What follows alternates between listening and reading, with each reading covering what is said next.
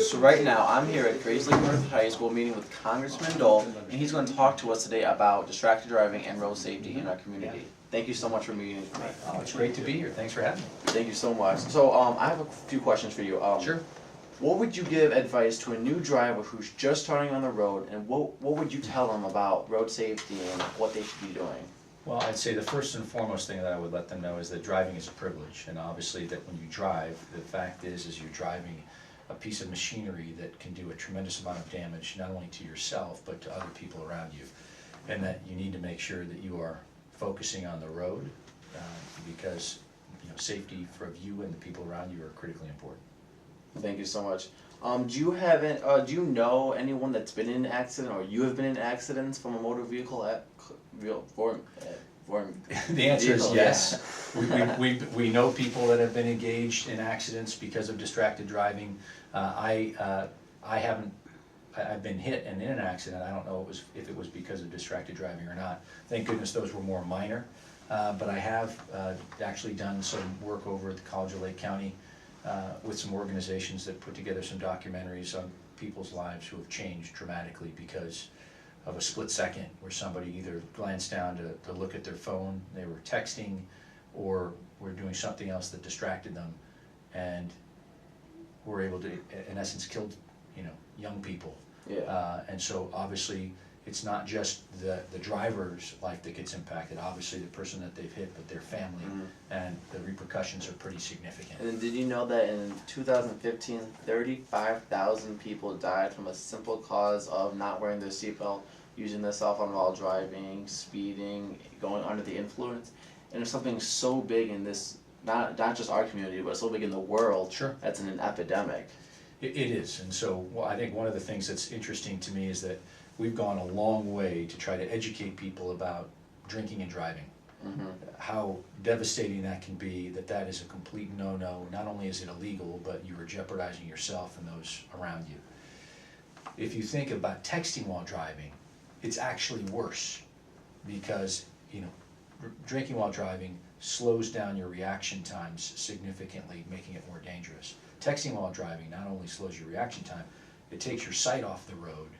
And so it's a various number of factors that make it far more dangerous, and that's actually what young people today, they're so addicted to their phones, it's a real problem.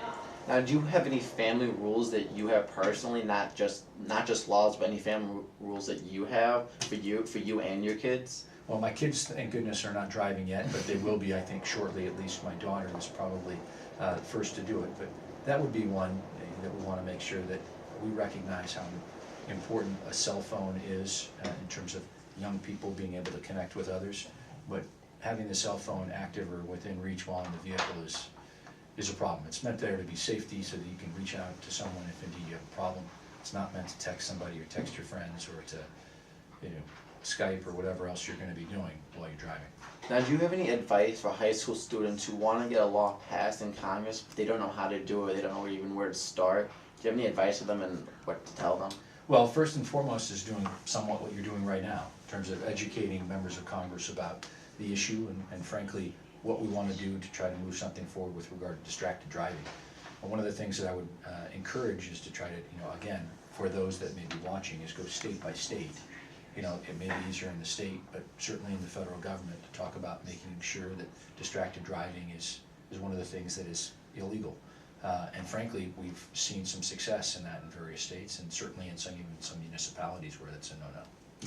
So I'm a big Boy Scout fan. I'm an Eagle Scout. I know that you're really into Boy Scouts and stuff like that. What do you say is your most memorable moment in Boy Scouting? In scouting? Yeah. Oh my gosh, I had so many great memories about scouting. It would be difficult to tell you, but I think certainly when it's talking about being outdoors and camping, probably up in the North Woods in Wisconsin, we spent a tremendous amount of time either on the Wolf River or actually was snowmobiling Wow. up in Wisconsin, which was great. But honestly, I have so many great memories with, and really have built so many lifelong friendships through scouting.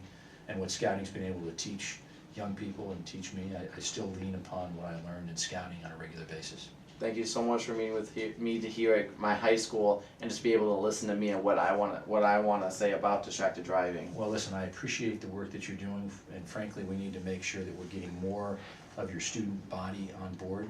Certainly, I'm not surprised, being an Eagle Scout, your leadership in this TAC, but please let me know if there's things that I can be doing to help in this regard. It's critically important because it's gonna save lives. Thank you so much for your help, and I'm also going to give you one of State Farm's t-shirts that I'm working with, and it's 2 and 2, which stands for 2 eyes and 2 hands. Nice. Yeah. Thank you. Thank you. Okay. They're all good. Yep, now I'm gonna leave